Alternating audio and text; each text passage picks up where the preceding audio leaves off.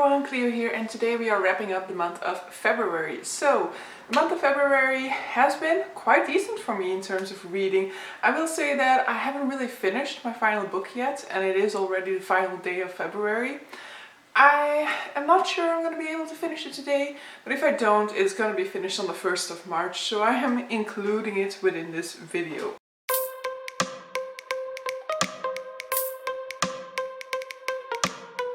Now, for those of you who are new to my channel, or just as a recap for everybody, there will be 3 numbers on the screen at all time. There will be my physical TBR at the start of the month, it will be the amount of credits that I have in my book buying budget, and it will be the amount of books that I've read this month. This will be adding. It'll make sense. In any case, I have to make a small side note in this case, in case somebody's really paying attention.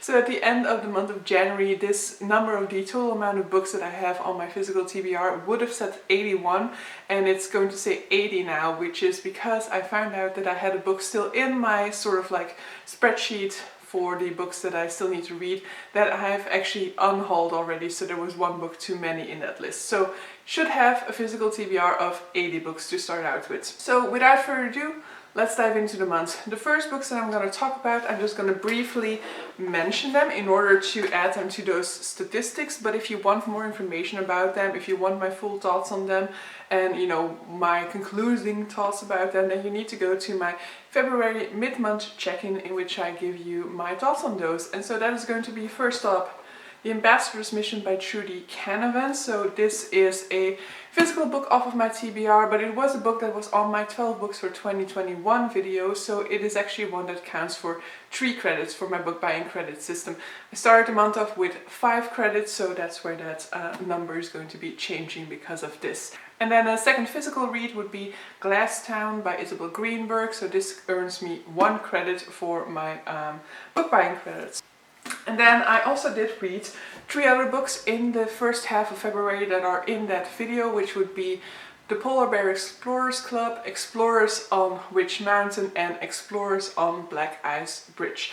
All of those I read as audiobooks, and I didn't have physical copies, so they do not count for my physical credit system. So ready to move on to the second half of February. And at that point in time, I'm sadly going to be adding stuff to my physical TBR. So first up, first addition to this TBR at this point in time was the book Skin by E.M. Reapy. This arrived in my January Books That Matter subscription box, but because of the whole Brexit situation, this didn't arrive in January, but so it ended up only arriving towards the middle of February. So I am actually reading this at this point in time, but it'll definitely be something that is finished somewhere within the month of March, but it's definitely no longer for the month of February. So Skin by E.M. Reapy is a book that very much has anxiety representation, and a representation of somebody who eats because of anxiety. So our protagonist is a young woman from Dublin who kind of feels like she doesn't really know where her life is going. She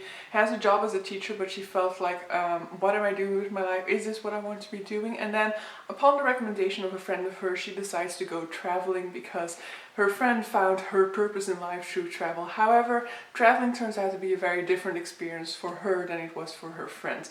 And so we see her dealing with situations that are outside of her comfort zone, and as a result she gets very anxious and she starts eating a lot. So it's very much a book about mental health and about the way in which we see each other, and then hopefully going to result in a little bit more of a healthy relationship with herself and with her body image. But so I'm enjoying it so far. I will say this is an Irish author, and I don't have good experiences with Irish authors, but so far this is like the best experience I've had so far. But as I said, I'm not really that far into it, so who knows. Second book is then the February box, and so by that time the whole Brexit transportation issue was clearly solved a little bit better, because I think it was en route not even 2 weeks.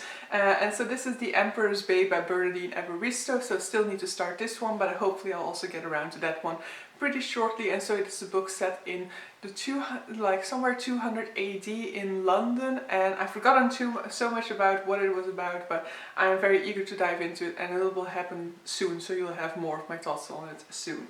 But then I also purchased the book. Now the only reason I purchased it is because it was on sale. I shouldn't have gone to the bookstore, so I wouldn't have seen those sales, but that is the periodic table of feminism. So this is a non-fiction book, and it gives a lot of information about different feminist icons, and so it's also divided by the different waves of feminism, so you also get more explanation about the different waves of feminism. I've been going through it very slowly, you know, just reading about one person a day, for example, so that's probably how I'm going to be continuing with this one. It's just something to consume throughout, but not really something that I'm going to be reading in one go or something like this. This ended up costing me €5, meaning that it's costing me 2 credits. The moment that I finish it, I will get 1 credit back for it, so it's not a big deal, but still, no. That's going away from my credit at this point in time.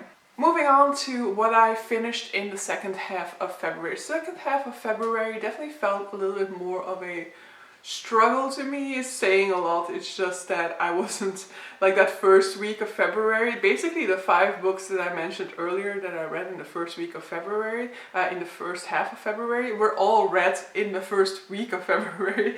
So I had a really great first week because of Polarthon, and then I just like took a little bit more time with some of these, and also somewhat has to do with my procrastination, I guess. I felt like my February TBR was way too ambitious, so at the beginning I was like speed reading and being like, okay, I need to read a lot in order to manage this, and then when I start to see that it was achievable, then it's when I start to slack, and then the deadline becomes more and more strict, and I'm like, oh, I need to struggle a little bit more. So yeah, it's procrastination. I know it's an eternal cycle I go through with procrastination. But so basically I finished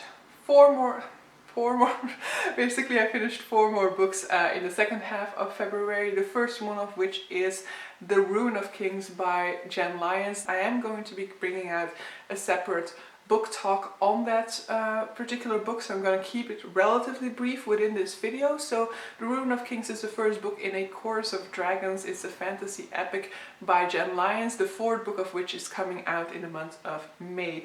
And in this one we are following our protagonist called Kieran, who is a lost heir. He early on in the book finds out that he's actually related to one of the royal houses within this world, and he's taken in by them, and then gets involved in a whole lot of scheming, basically. That's a quite basic premise, but the story is anything but, because the story is extremely complex and the structuring of it is extremely complex, and that's what I love so much. I love it in any case when books have these sort of like interesting structures that aren't your typical structures that you see, and this is definitely the case within this fantasy book. And in fantasy I don't really see it done that often, that they play with the structure, so I really love it when they do. So basically we are looking at Kieran's life story told through 2 different timelines. So Kieran, at the starting point of our story, he is in prison, he is being kept by his jailer Talon, and they will each tell his life story, but they will tell it from a different point in time. And so you get a sort of like alternation between those 2 perspectives.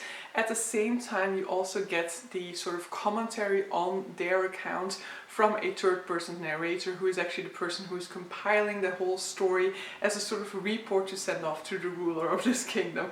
As a result, the structure is kind of complicated because you're switching between timelines, but also because this is a document written by somebody who is inhabiting this world towards the ruler of this world, meaning that all of them have certain standard knowledge of this world, and certain things aren't explained within the text that you feel like you need.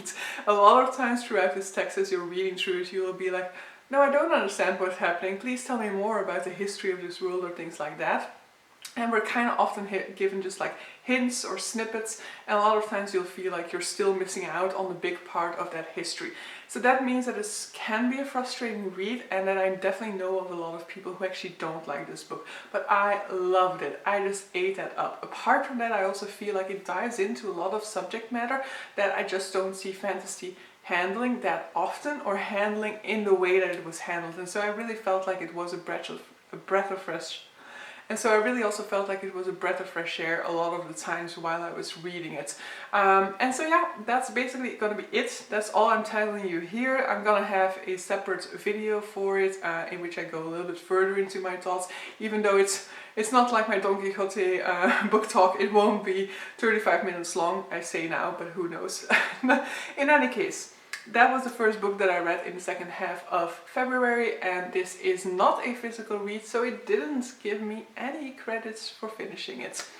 So the next book that I then finished was that infamous Don Quixote de la Mancha Part 2 by Miguel de Cervantes. So I do have a book talk already out for Don Quixote, and so I will also be keeping this one relatively brief. You can go and check that one out for my full thoughts on the entire book, so volume 1 and 2, after having completed the second volume.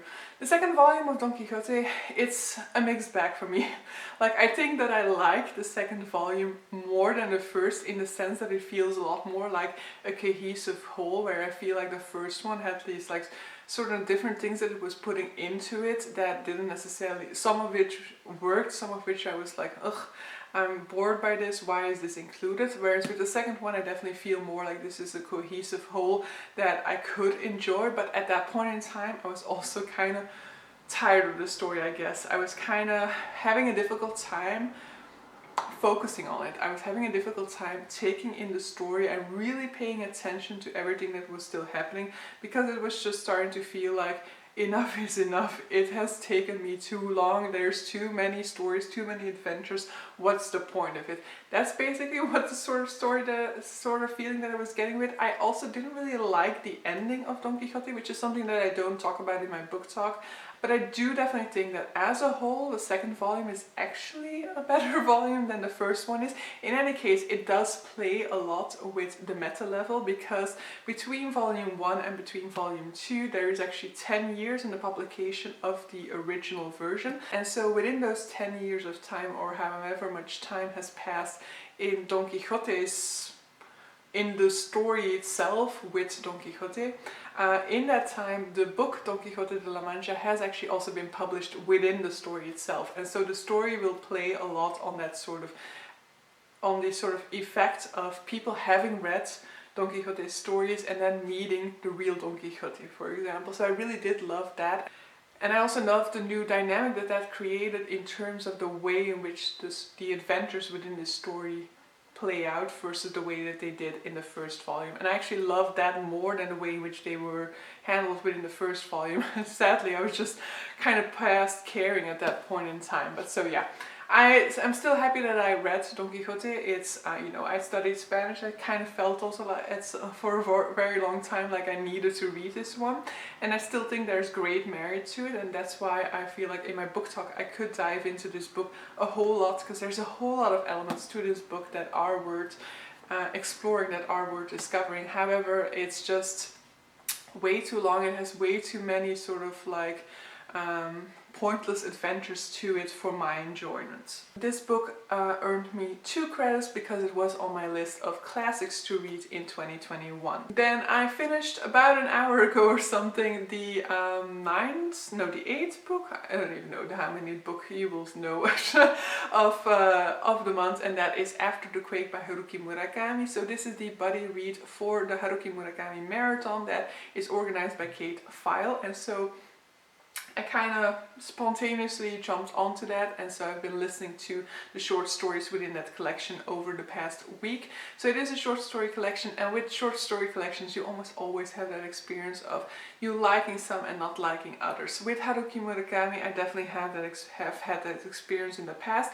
I haven't read his short stories a whole lot, but I did read some of his short stories. I have like a short story collection of 4 of his short stories, and with that I had that same sort of experience of feeling like I really loved some and that I just really didn't see the point of some others. And with this one I think like there are 6 short stories within this collection, and I feel like I loved 2 of them, I liked 1 of them, and for the 3 other ones I was like, I just don't know what the point is of this. I don't know what he's trying to do with that, and I didn't really, as a result, didn't really care for them. But so there are definitely 3 short stories in here that I really liked, and title after the quake refers to the earthquake in Kobe, and so all of the stories are somehow related to the earthquake in Kobe. They might have very loose ties sometimes. I don't think they always play a very central role, or at least to my understanding, because of course I don't have the full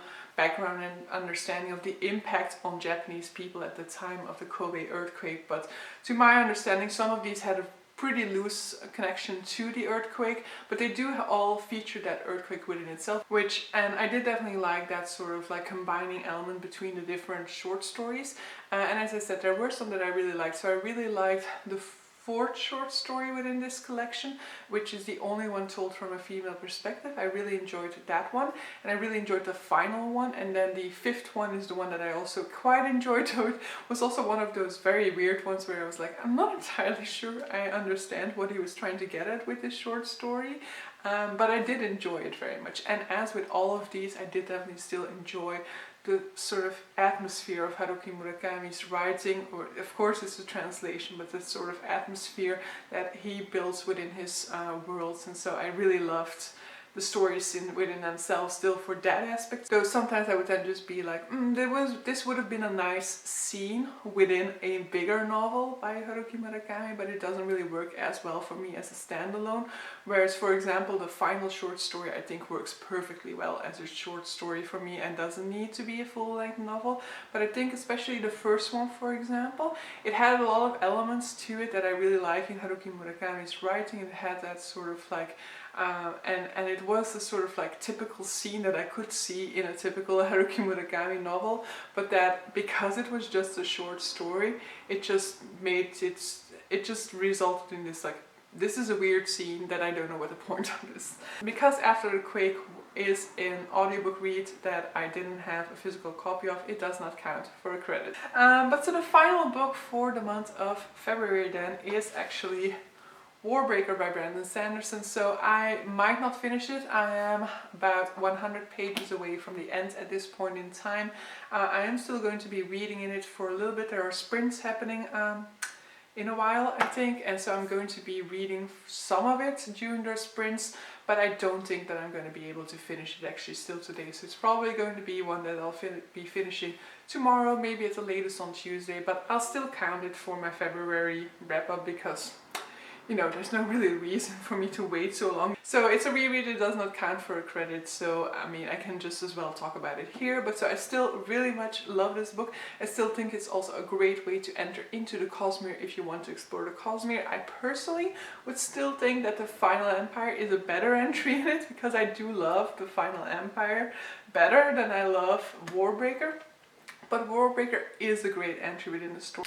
I think it has a lot of elements that are typical to Brandon Sanderson's world building, to Brandon Sanderson's storytelling, that you can really absolutely love within this story. So in Warbreaker we're basically looking at these two rivaling kingdoms. We are mainly going to be having our story centered within the Halandran society, but the story mainly revolves around two princesses from the neighboring kingdom of Idris. So all of her life, Vivenna has been prepared to marry the God King of Halandran. She has the training for it, she has a political savvy for it, the composure for it. However, she is also her father's favorite daughter, and so the moment in which he has to actually send her away, he decides to change tactics and he sends his younger daughter Ciri instead.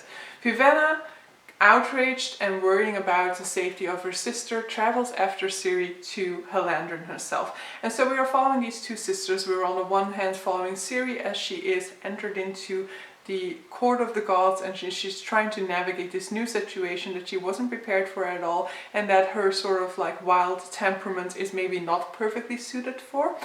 And we have Vivenna, who is entering into the society that she despises, that that is totally against all of the morality that she stands for, and she's trying to navigate this society, trying to find a way in which she can help Ciri and help save her kingdom, because it is on the brink of war with Halandran. Apart from that, one of the interesting elements to this is of course the magic system. This one works with a system of breaths. So every person has a breath, however you can also give your breath away to another person, and breaths can be accumulated, and the more breaths you have, the more potential you have to tap into certain powers, and then you can kind of awaken objects, for example.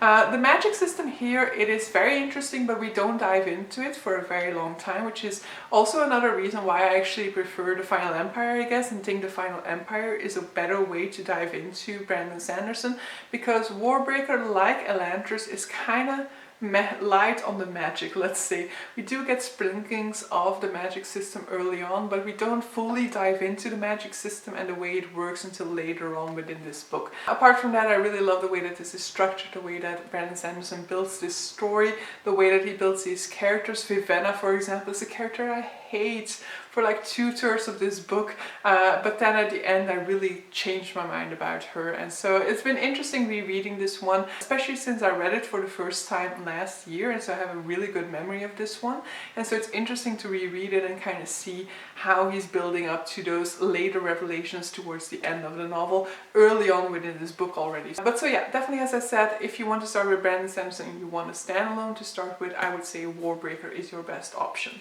But so yeah, that will be it for my February wrap-up, meaning that my TBR lands at exactly the same number as it was at the beginning of the month, so I'm still at 80 books. Definitely going to hope that I'm bringing that down in the month of March, because I need to be like, I think in order to reach my goal of getting under 40 by the end of the year, I need an average of 4 books, of a reduction of 4 books per month. And yeah, that didn't happen this month, clearly, so hopefully I can change things around within the month of March. But so yeah, I hope you guys enjoyed this video. If you've read any of these books, definitely let me know and we can talk about them in the comments down below. Hope you enjoyed this video and see you guys for a future one. Bye!